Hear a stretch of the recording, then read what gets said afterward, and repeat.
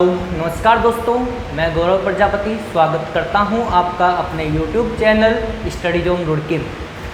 दोस्तों, आपसे मैं पढ़ाने से पहले एक इम्पोर्टेंट बात डिस्कस कर लेता हूं थोड़ी सी 2 मिनट के लिए।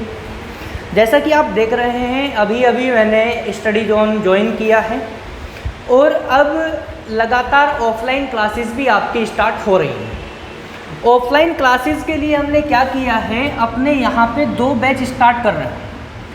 एक बैच हम स्टार्ट कर रहे हैं एसएससी के लिए, जिसमें बैंक के कुछ पोर्शन हम कराएंगे जो उसमें आने वाले हैं, जो कॉमन है, और रेलवेज़ के जो कुछ कॉमन पोर्शन है उनको हम यहाँ पे कराएंगे। ये बैच स्टार्ट हो रहा है दोस्तों 8 बजे से। और एक बैच हम स्टार्ट कर रहे हैं ग्रुप सी उत्तराखंड के लिए। ये बैच स्टार्ट होगा 10 बजे से। आप लोग सोच रहे होंगे कल से, तो दोस्तों इसकी डेट है 14 जुलाई। 14 तारीख से हमारे 2 न्यू बैचेज स्टार्ट हो रहे हैं। तो जितने भी लोग हमसे जुड़े हुए हैं और उनके संपर्क में जितने भी लोग कहीं पर भी पढ़ रहे हैं, एक बार उन लोगों तक ये बात पहुंचाइए और उनको बताइए कि स्टडी जोन में ऐसे ऐसे अभी हो चुका है। क्योंकि देखो, बवाल तो कहीं ना कहीं आया है अभी ना, और अभी होने भी वाला है बहुत कुछ। तो उन सबको बताइएगा और हम आपसे वादा करते हैं कि हर दिन आपको क्वालिटी कंटेंट प्रोवाइड कराया जाएगा। ठीक है दोस्तों, उसमें हम कभी भी कोई भी दिक्कत नहीं करेंगे। तो दोस्तों, ये तो थी बात किसकी, कि हमारा न्यू बैच स्टार्ट हो रहा है। कुछ लोगों को दिक्कत है कि हाँ, फ़ी कितना होगा, ये कितना होगा, वो कितना होगा, किस टाइम पे किस टीचर की क्लास होगी। तो अब एक वीडियो वरुण सर का आपने अपलोड कर दिया है। उस लेक्चर में आप देखिएगा, उस वीडियो में आप देखिएगा कि फ़ी स्ट्रक्चर क्या रहने वाला है, जो पुराने स्टूडेंट है उनका क्या रहने वाला है, जो नए स्टूडेंट आने वाले हैं उनका क्या रहने वाला है, जो मेरे से जुड़े हुए लोग हैं उनका क्या रहने वाला है। ठीक है दोस्तों, टाइमिंग सब कुछ आपको वहाँ पे मिल जाएगी। तो वो वीडियो को आप ज़रूर देखिएगा एक बार यहाँ आने से पहले। ठीक है दोस्तों, तो मैं बढ़ता हूँ अभी अपने सब्जेक्ट की ओर। और आपको पता है, हमने इंडियन इकॉनमी का एक लेक्चर पहले ही अपलोड कर दिया है। इंडियन इकॉनमी के बारे में कुछ चीज़ों को हमने वहाँ पे डिस्कस किया था, लेकिन वो थोड़ी बेसिक चीज़ें थी। बेसिक चीज़ों में मतलब इकॉनमी क्या होता है, कहाँ से आया है, इकॉनमी कितने टाइप्स की होती है, इकोनॉमिक सेक्टर्स कितने होते हैं, कैसे वहाँ से देशों की हम पहचान करेंगे कि डेवलप्ड कंट्री कौन सा है, अंडर डेवलप्ड कंट्री कौन सा है, या फिर डेवलपिंग कंट्री कौन सा है।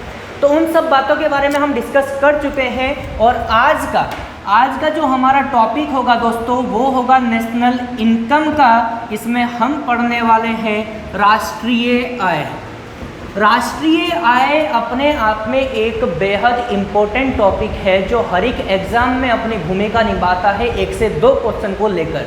आप चाहे बैंकिंग का एग्ज़ाम देंगे, एसएससी का देंगे, रेलवे का देंगे, ग्रुप डी, ग्रुप सी, आप कोई भी एग्ज़ाम देंगे, इंडियन इकोनॉमी से वहाँ पर क्वेश्चंस आते हैं और आपको उनका जवाब देना होता है। क्योंकि जवाब नहीं दोगे तो फिर सिलेक्शन रुक जाएगा।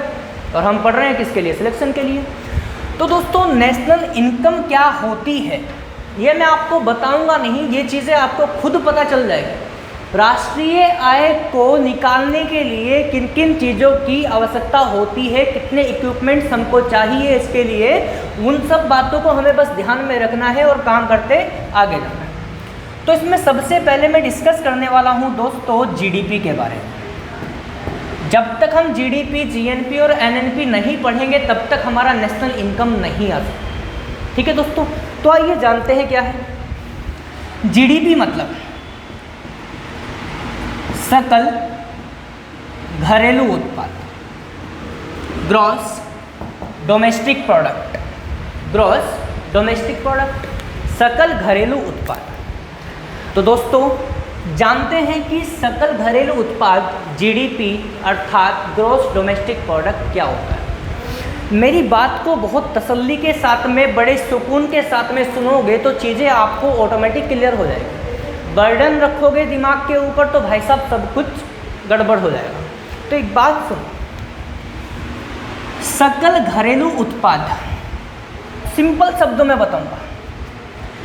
एक फाइनेंशियल ईयर में, किसी एक वित्तीय वर्ष में, ठीक है दोस्तों, 1 अप्रैल से 31 मार्च तक होता है एक वित्तीय वर्ष। ये एग्जाम में पूछा जाता है कब से कब तक होता है। किसी भी फाइनेंशियल ईयर में, तो एक साल ही होगा, तो एक साल मान लेता हूँ। एक वित्तीय वर्ष में देश की सीमा के अंतर्गत, देश का जो बॉर्डर है या फिर बाउंड्री है उसके अंदर या उसके अंतर्गत उत्पन्न हुए उत्पाद का अंतिम मूल्य जीडीपी कहलाता है। एक वित्तीय वर्ष में देश की भौगोलिक सीमा के अंतर्गत उत्पन्न हुए उत्पाद का अंतिम मूल्य क्या कहलाता है? जीडीपी कहलाता है। अब दोस्तों दो तीन वर्ड है क्या, एक तो आया है वित्तीय वर्ष किसे कहते हैं,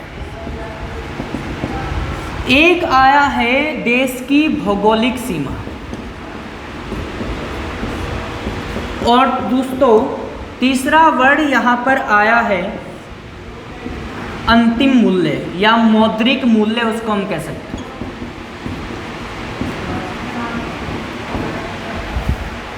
तो दोस्तों ध्यान देना मेरी बात, एक वित्तीय वर्ष, ऑफिशियल ईयर इसको आप बोल सकते हैं, क्या बोल सकते हैं? औपचारिक वर्ष बोल सकते हैं इसको आप।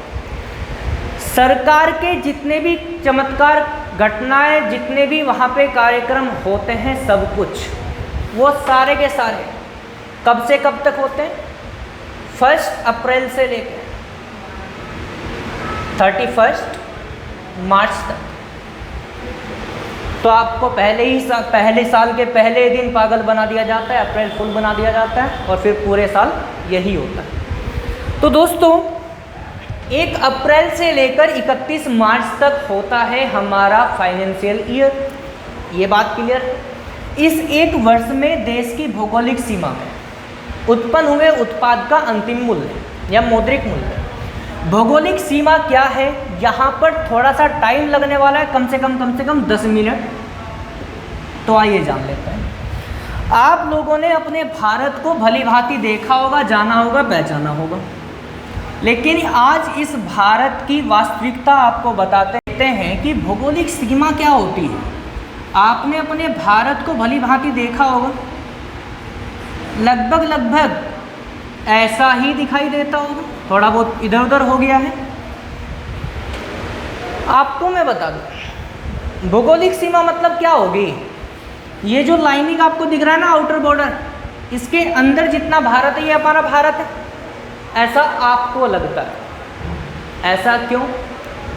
ये भारत का टेरेस्ट्रियल बॉर्डर है, समझ रहे हैं? ऊपर वाला यहाँ पर पूरा का पूरा ये लैंड फॉर्म में फैला हुआ है भारत। लेकिन क्या इस भारत देश के अंतर्गत सागर का कुछ क्षेत्र आता है? तो अगर आता है तो कहाँ तक का क्षेत्र आता है? कौन डिसाइड करता है कि वहाँ पर कौन क्या करेगा? कितने नॉटिकल माइल्स का एरिया वहाँ पे दिया होगा किसी कंट्री को? तो उसके लिए 2 मिनट की मेरी बात सुनिएगा जरा। भाई एक देश है भारत और एक देश है ये नेपाल। भारत एक ऐसा देश है जिसके पास में अपनी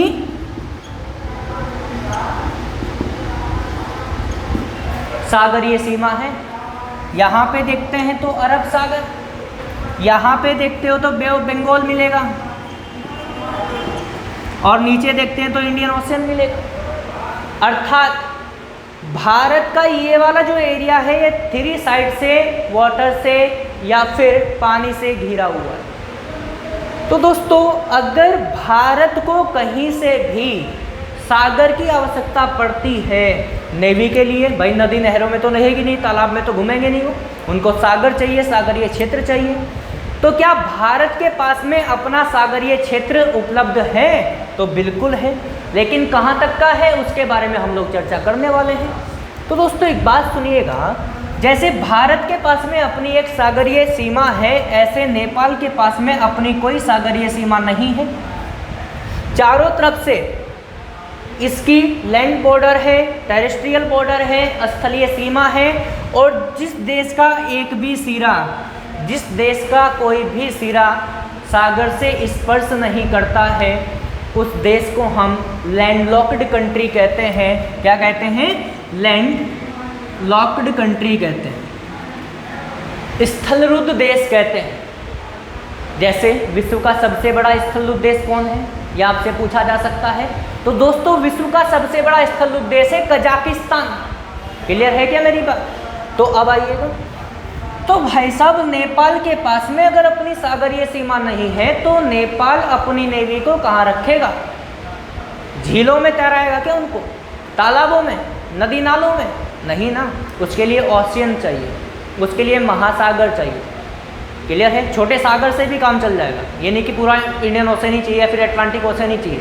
अरबियन सी, बंगाल से भी काम चल जाएगा, दक्षिणी चीन सागर से भी काम चल जाएगा, बस चाहिए उसको एक सागरीय क्षेत्र। क्लियर है क्या?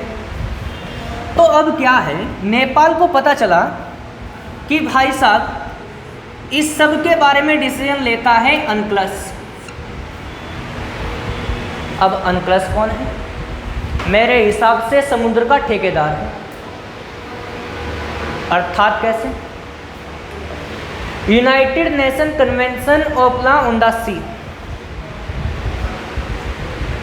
ये भाई साहब एक ऐसा ऑर्गेनाइजेशन है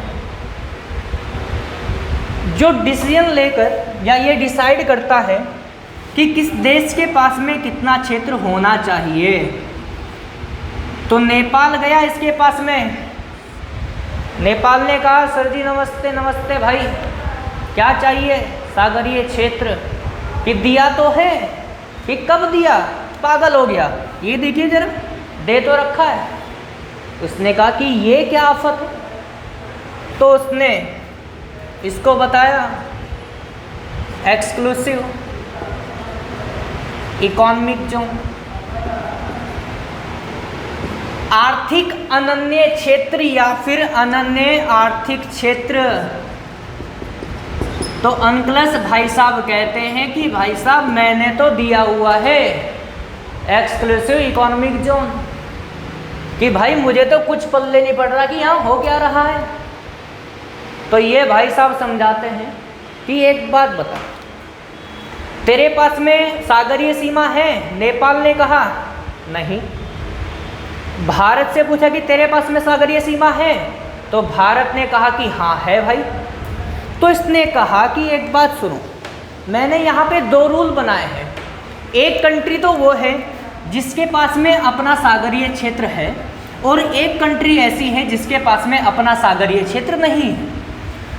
तो दोस्तों थोड़ा सा एग्जाम्पल को लेकर उसने समझाया कि किस प्रकार से किस देश का सागरीय क्षेत्र होगा। पहले बात कर लेते हैं भारत की, जिसके पास में अपना सागरीय क्षेत्र है। तो अनक्लस भाई साहब कहते हैं कि दोस्तों मैंने EEZ आपको दिया है, एक्सक्लूसिव इकोनॉमिक जोन आपको दिया है, अनन्य आर्थिक क्षेत्र आपको दिया है, जिसके अंतर्गत किसी भी राष्ट्र को समुद्र के अंतर्गत अपनी आधार रेखा या तट रेखा से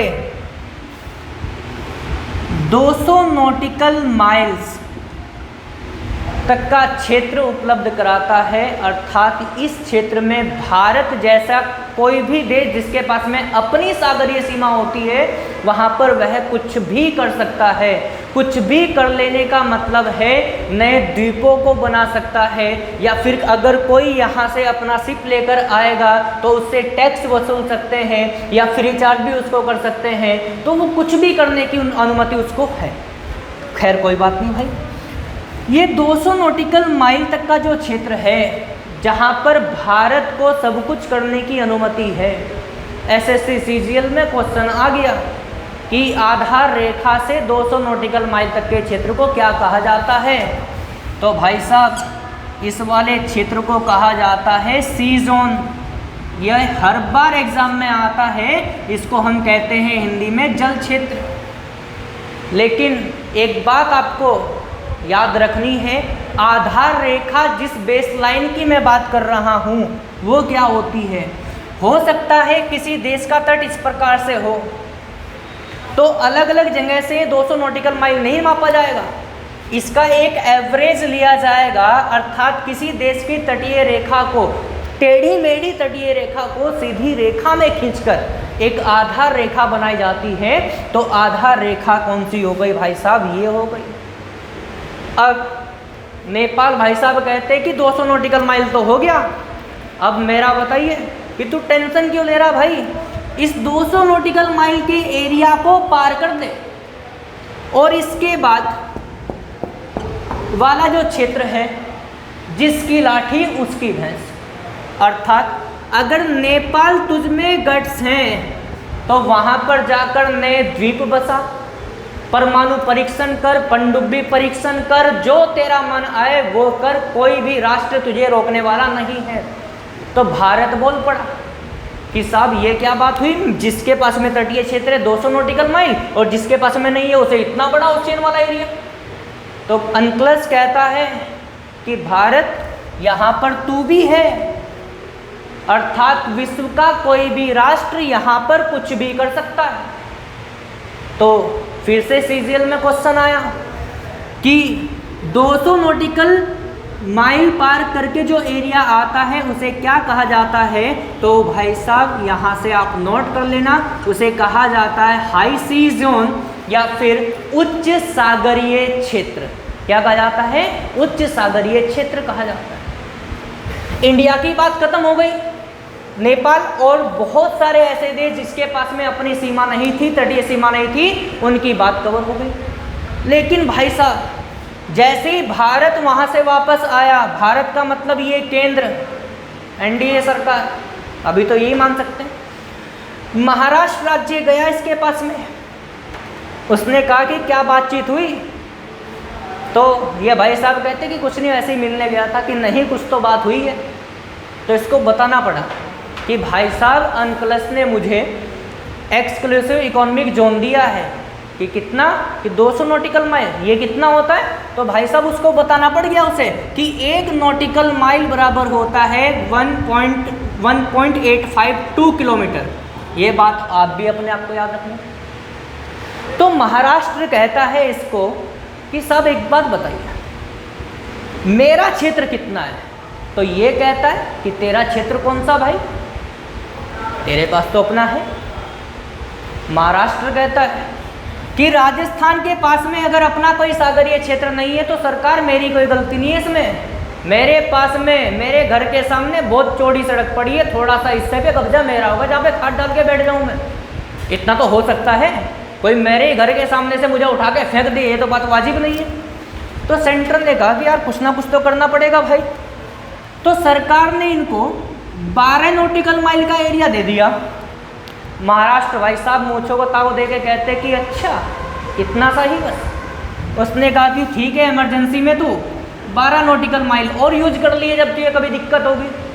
तो 12 और 12 हो गए कितने? 24 नॉटिकल माइल।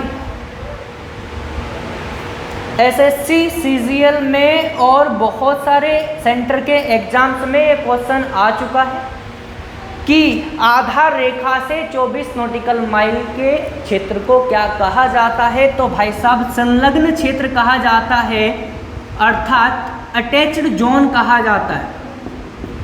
यह क्वेश्चन बहुत बार पूछा गया, बार बार सीजीएल बोल रहा हूँ क्योंकि लगातार सीजीएल इनको रिपीट करता है भाई साहब। क्लियर है क्या मेरी बात? आइएगा, अब केंद्र सरकार के यहाँ पे कुछ सवाल थे। केंद्र सरकार ने कहा कि एक बात तो बता, ज़्यादा हवा में मत उड़ो। उसने कहा क्यों? कि एक बात मुझे ये बता, महाराष्ट्र राज्य की जो ये स्थलीय सीमा है कि हाँ साहब इसके अंतर्गत या इसके अंदर से सोना निकल रहा हो, हीरा निकल रहा हो या नासिक का संतरा ही क्यों ना हो, उसके ऊपर अधिकार किसका? राज्य सरकार का। अर्थात राज्य की सीमा के अंतर्गत उत्पन्न हुए खनिजों पर केवल और केवल राज्य सरकार का अधिकार होता है। लेकिन क्या इस संलग्न क्षेत्र से उत्पन्न हुए खनिजों से पर किसका अधिकार होगा? ये सवाल पूछा जाता है एग्जाम में, क्योंकि यहाँ पर आपको लगता है कि 24 नॉटिकल मील का एरिया जो है वो महाराष्ट्र को दे दिया, कर्नाटका को, गोवा को, केरला को, तमिलनाडु, आंध्रा को दे दिया, तो भाई साहब इस पर उन्हीं का अधिकार होगा। लेकिन ऐसा आपको लग रहा होगा। तभी एक डॉक्यूमेंट बना और वहाँ पर ये चीज़ सिग्नेचर किया गया कि भाई साहब ये जो अपतटीय क्षेत्र है, इसको अपतटीय क्षेत्र बोलते हैं, संलग्न क्षेत्र को, अटैच्ड जोन को, इस जोन से उत्पन्न हुए खनिजों पर केवल सेंट्रल गवर्नमेंट का अधिकार होगा, केंद्र सरकार का अधिकार होगा। ये चीज़ आपको कंठस्थ बिल्कुल कर लेनी है। क्लियर है क्या दोस्तों? तो देश की देखिएगा, एक वित्तीय वर्ष में देश की भौगोलिक सीमा के अंतर्गत, एक वित्तीय वर्ष में देश की भौगोलिक सीमा के अंतर्गत उत्पन्न हुए उत्पाद का मौद्रिक मूल्य क्या कहलाता है? जीडीपी कहलाता है। तो अभी भौगोलिक सीमा देख ली, मौद्रिक मूल्य क्या? अब सुनिएगा दोस्तों, किसान ने अपने खेत में गेहूं को उगाया, वेट उगाया भाई साहब, गेहूं चला गया मार्केट में। अब हमने गेहूं खरीदा, हमें मिला 20 रुपये किलो, कोई बात नहीं। हम आटा खरीदे या उस गेहूं से आटा बना, आटे का रेट 25 रुपये। उसके बाद में इस आटे से बन गया ब्रेड जिसका रेट 30 रुपये। तो भाई साहब 30 रुपये पर केजी, इस प्रकार से आप लिख सकते हैं। तो एक बात बताइएगा, अगर कोई व्यक्ति किसी शॉप पे ब्रेड खरीदने जाता है तो वो 30 रुपये का ब्रेड का पैकेट 30 रुपये में खरीदेगा, या फिर दुकान वाला उसको कहे कि 20 रुपये का गेहूं था, 25 रुपये का आटा था, 30 रुपये का ब्रेड हो गया भाई, कितने हो गए? 45 और 30 75। तो 75 रुपये का ब्रेड देगा? नहीं। तो किसी वस्तु का मौद्रिक मूल्य क्या है या अंतिम मूल्य क्या होता है? जिस वस्तु को आपने खरीदा, मात्र उसी वस्तु का, उसी वस्तु की उसी फॉर्म का, उसी प्रवृत्ति का आपको पैसा देना है, वो उसका मौद्रिक मूल्य। क्लियर है क्या दोस्तों? तो यहाँ से अब इस 10 मिनट की बातों को मैं 2 मिनट के अपने शब्दों में ख़त्म करता हूँ। देश, एक वित्तीय वर्ष में देश की भौगोलिक सीमा में उत्पन्न हुए उत्पाद का अंतिम मूल्य देश की जीडीपी, सकल घरेलू उत्पाद कहलाता है। अर्थात देश में जो भी कुछ हो रहा है, देश में जितना पैसा है वो देश की औकात बता रहा है, वो देश का कुल पैसा बता रहा है। तो मैं यहाँ पर आपको लिख सकता हूँ, जीडीपी मतलब देश का कुल पैसा। ऐसा भी तो लिख के बता सकता हूँ मैं आपको, भाई देश की भौगोलिक सीमा में जो भी चीज़ें हो रही है वो देश का कुल पैसा ही तो होगा ना, उसमें किसी और देश का हस्तक्षेप नहीं हो सकता। और अगर होगा भी तो फिर क्या होगा एक बार जानते हैं। अभी हमने क्या देखा? ये जीडीपी देखा। अब हम देखते हैं जीएनपी क्या होता है। क्लियर है क्या बात? अब जानते हैं हम जीएनपी क्या होता है। जीडीपी आप लोग समझ गए। तो दोस्तों ग्रॉस नेशनल प्रोडक्ट क्या होता है, सकल राष्ट्रीय उत्पाद क्या होता है, हमें अभी ये जानना है। आप एक बात बताइएगा, डेफिनेशन को छोड़ दीजिएगा भाई, जब आप क्लास में आएंगे तो आपको डेफिनेशन सारी मिल जाएगी, समझने की कोशिश करो। ये अपना भारत है भाई। मैंने कहा कि इस भारत में, या ऐसे मान लीजिए कि एक वित्तीय वर्ष में देश की भौगोलिक सीमा में उत्पन्न हुए उत्पाद का मौद्रिक मूल्य हमारा जीडीपी कहलाता है। तो दोस्तों अब हमें जानना क्या है, सुनिएगा। देश के अंदर या देश की भौगोलिक सीमा, देश की भौगोलिक सीमा का मतलब ये सब हो गया। क्लियर है क्या बात? लेकिन इस भौगोलिक सीमा के अंदर यहाँ पर, यहाँ पर, यहाँ पर, हर जगह, हर किसी राज्य में कुछ ऐसी कंपनीज हैं, कुछ ऐसे कारखाने हैं, कुछ ऐसे प्लांट्स हैं या कुछ ऐसे प्रोजेक्ट्स हैं जो फॉरेनर्स के हैं, विदेशियों के हैं।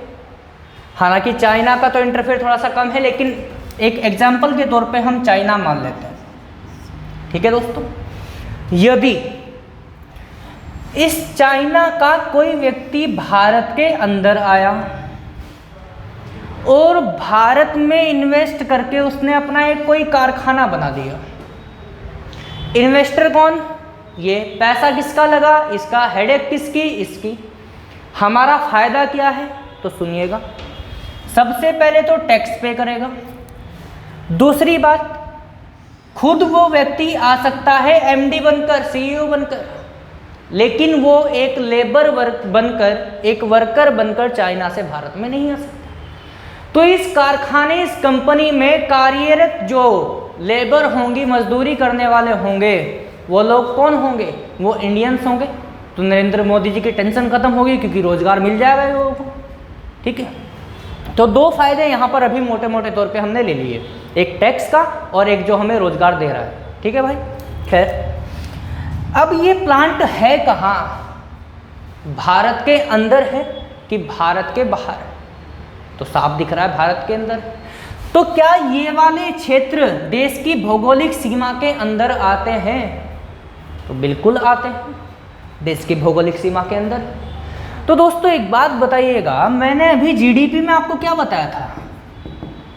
मैंने कहा था जीडीपी मतलब देश का कुल पैसा, अर्थात भौगोलिक सीमा के अंतर्गत उत्पन्न हुए उत्पाद का मौद्रिक मूल्य। तो मैंने उसको मान भी लिया कि वो 100 रुपये था। कितना था वो? 100 रुपये था।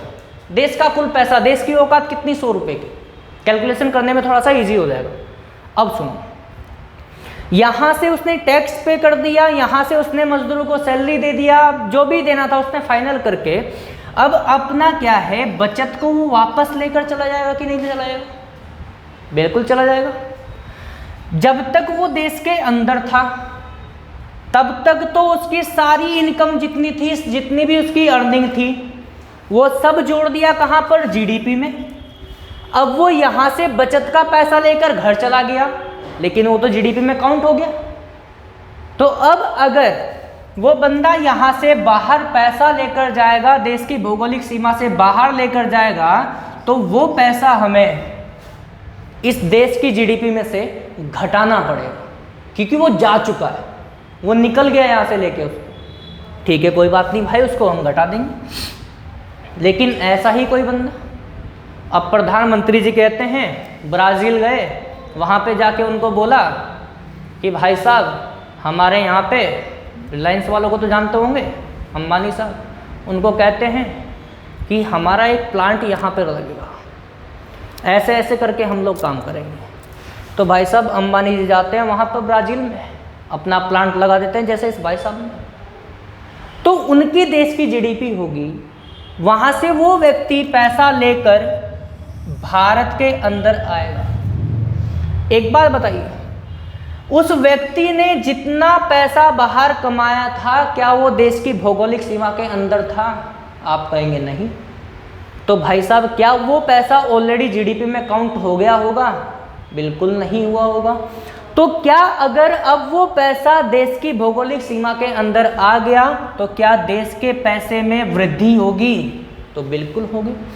तो एक बात ध्यान सुनना, अगर मैंने मान लिया कि ये भाई साहब 8 रुपये कमा के लेकर आया और ये वाले भाई साहब 10 रुपये कमा कर लेकर चले गए, तो अगर मैं इस देश की जीडीपी में से, इस देश की जीडीपी में से विदेशियों द्वारा, जो फॉरेनर्स थे उनके द्वारा जो हमारे देश से अर्निंग किया गया, उस पैसे को हम घटा दें और जो देशवासियों द्वारा विदेश से अर्निंग आए हैं उसको हम जीडीपी में काउंट कर दें, तो निकल कर आ जाता है क्या? जीएनपी। क्या आ जाता है? जीएनपी। जीडीपी का अमाउंट कितना था?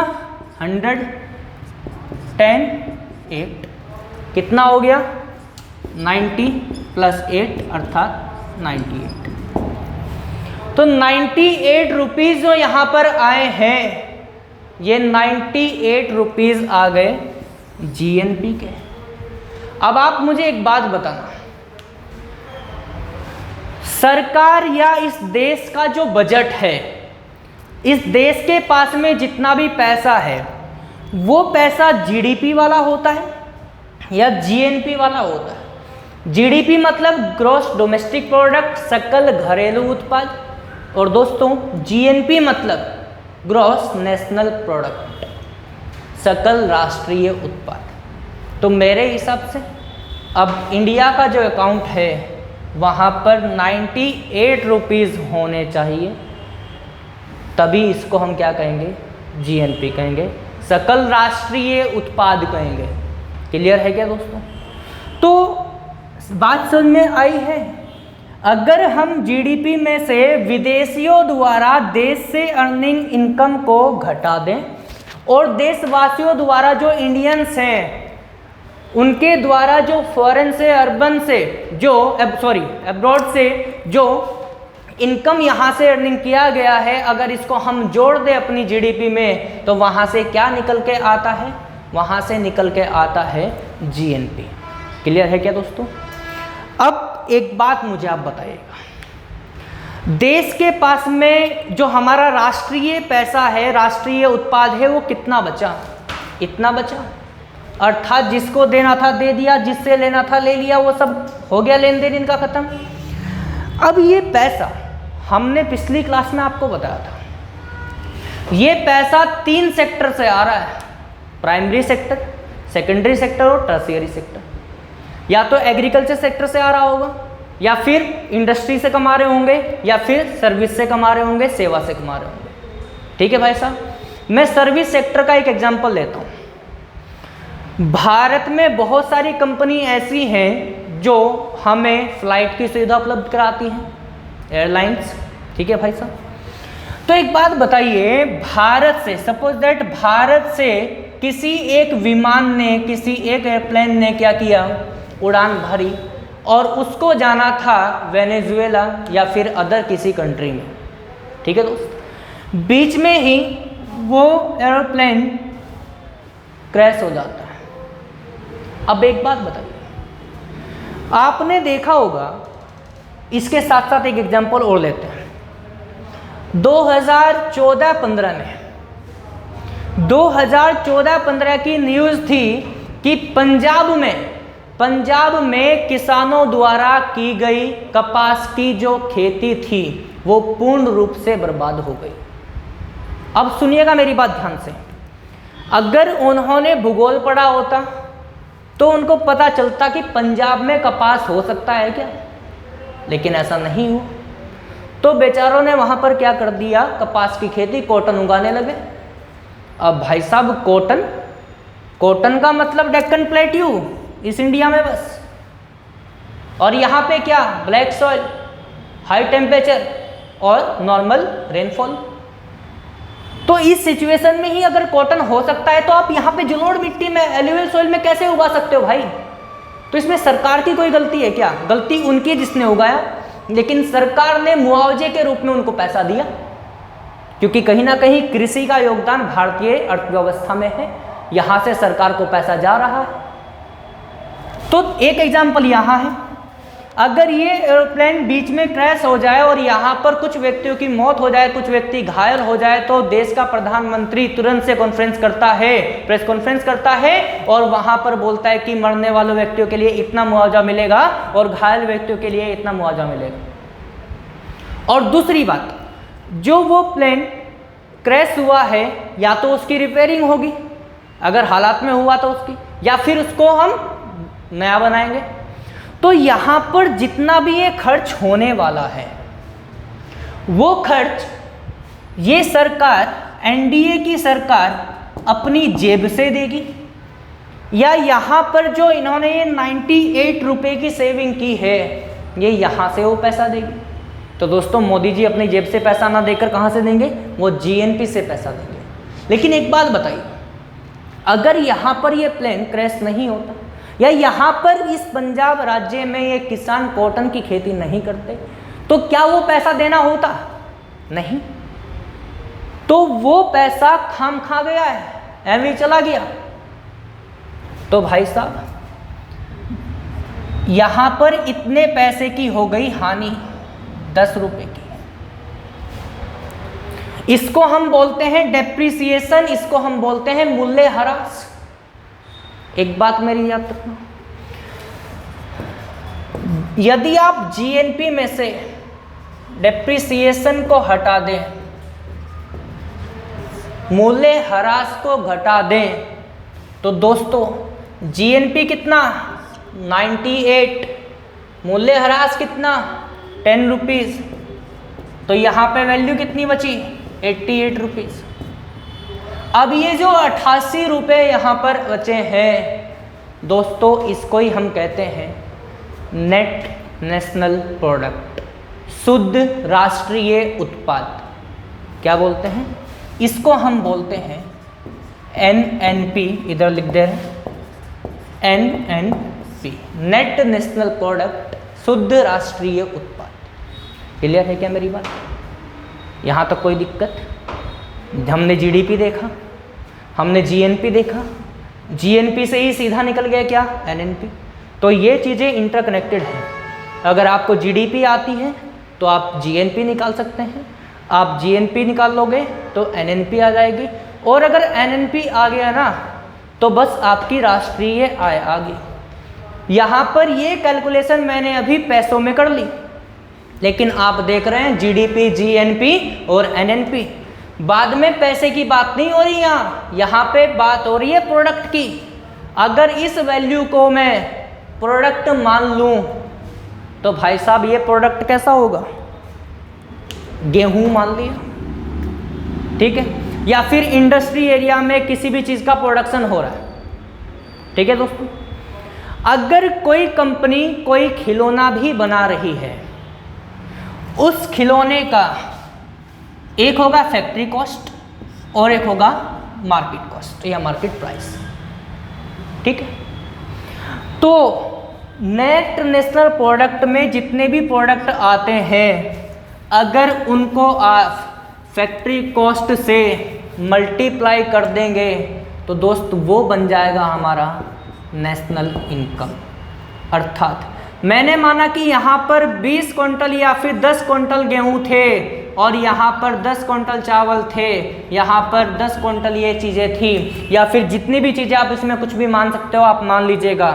तो यहाँ पर आपको देखना है कि इस गेहूं का मार्केट प्राइस क्या है या फिर फैक्टर कॉस्ट, इसकी फैक्ट्री कारखाना का जो प्राइस है वो क्या है।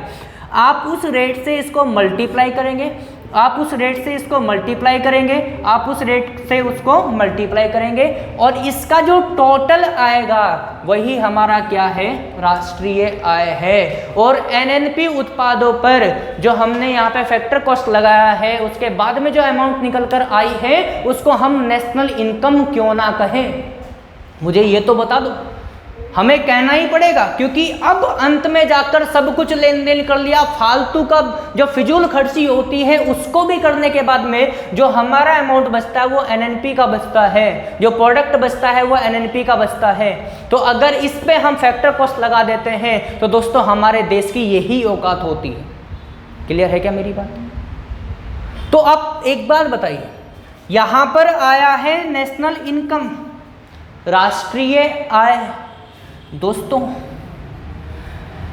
राष्ट्रीय आय निकलेगी कैसे? राष्ट्रीय आय की गणना करेगा कौन? प्रधानमंत्री घर घर घूमेगा, हर कंपनी हर कारखाने में धक्के खाएगा कि अपना बजट दो? नहीं ना। तो उसने एक ऑर्गेनाइजेशन बनाया जिसका नाम है CSO, सेंट्रल स्टैटिस्टिक ऑर्गेनाइजेशन। कब बना? 1955 में, 1951 में।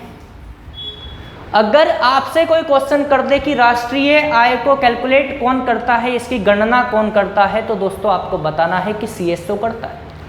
CSO का फॉर्मेशन कब हुआ? तो 1951 में हुआ। और अगर इसका कोई आपसे हेडक्वार्टर पूछ ले तो हेडक्वार्टर इसका है न्यू दिल्ली, नई दिल्ली। क्लियर है क्या दोस्तों?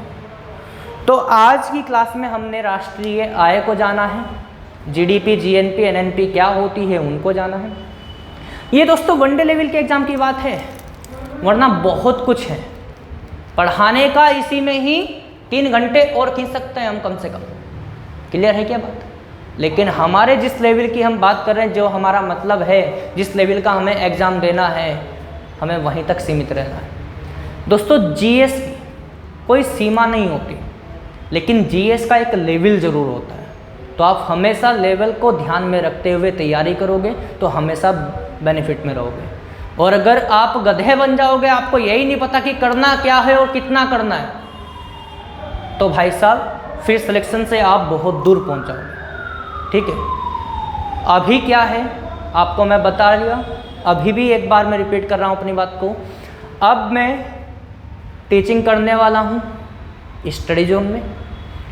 स्टडी जोन PSM तिरहाए पे जो शहीद भगत सिंह चौक है जस्ट उसके पास में है, सामने बैनर लगा हुआ है, वहीं पर आपको मैं मिलूँ। ठीक है दोस्तों, और इस बात को चारों तरफ फैला दो। क्लियर है क्या? क्योंकि अब मैं अकेला नहीं रहा, अब मेरे साथ में वरुण जाखड़ सर, पहले भी हमने साथ में मिलके पढ़ाया है और आपने देखा है कि क्या आलम रहा है। आमिर सर हैं, उसके बाद में दीपक कश्यप सर हैं, रोचिन सर हैं, और हमारे जो मैनेजिंग डायरेक्टर साहब हैं यहाँ पे आदित्य सर। ठीक है, उनका आप खास तौर से ध्यान रखें, बहुत चहेते हैं सबके। ठीक है दोस्तों, तो मिलते हैं अगली क्लास में नई बातों के साथ में। बस ऑफलाइन क्लास के लिए 14 तारीख को 8 बजे SSC वाले और 10 बजे ग्रुप C वाले एक बार ज़रूर पहुँच जाए। ठीक है दोस्तों, जय हिंद।